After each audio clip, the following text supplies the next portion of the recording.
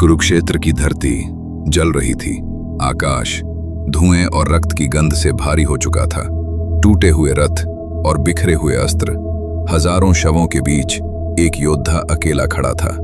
कर्ण का कवच जा चुका था, उसका शरीर तीरों से छलनी था, लेकिन उसकी आंखों में अभी भी वही अग्नि थी जिसने पूरी दुनिया को चुनौती दी थी।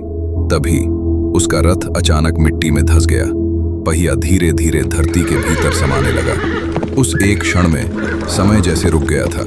दूर खड़े अर्जुन ने अपना धनुष तान लिया और रथ के ऊपर खड़े कृष्ण की आंखें शांत थीं। लेकिन उस पल कर्ण युद्ध नहीं सोच रहा था, वह अपने जीवन के बारे में सोच रहा था।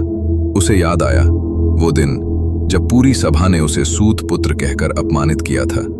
वो क्षण जब उसकी प्रतिभा से अधिक उसकी जन्म पहचान देखी गई थी। उसने मुट्ठी भींच ली। क्या मेरा अपराध सिर्फ इतना था कि मेरा जन्म ललत घर में हुआ? उसकी सांसें भारी होने लगीं। उसे दुर्योधन याद आया, वो एकमात्र व्यक्ति जिसने उसे सम्मान दिया था, जिसने उसे राजा बनाया, जिसने कहा था दुनिया तुम्हें जो भी कहे, मेरे लिए तुम सबसे महान योद्धा हो। कर्ण की आंखें भर आईं। उसे पता था वह अधर्म की ओर खड़ा था, लेकिन पहली बार किसी ने उसे अपनाया था।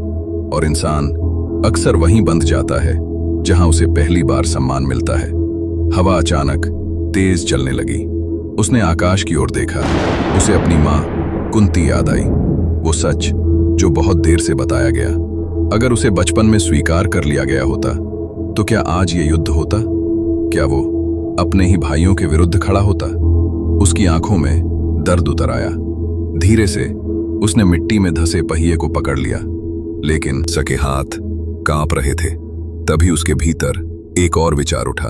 पूरी जिंदगी मैं अपनी पहचान खोजता रहा, लेकिन मृत्यु के समय भी मैं अकेला हूं। दूर कहीं शंख बजा, अर्जुन का तीर चमक उठा और उस अंतिम क्षण में कर्ण मुस्कुराया। एक टूटी हुई थकी हुई मुस्कान, जैसे उसने अंततः सब स्वीकार कर लिया हो, अपना दर्द, अपनी गलतियां, अपना भाग्य।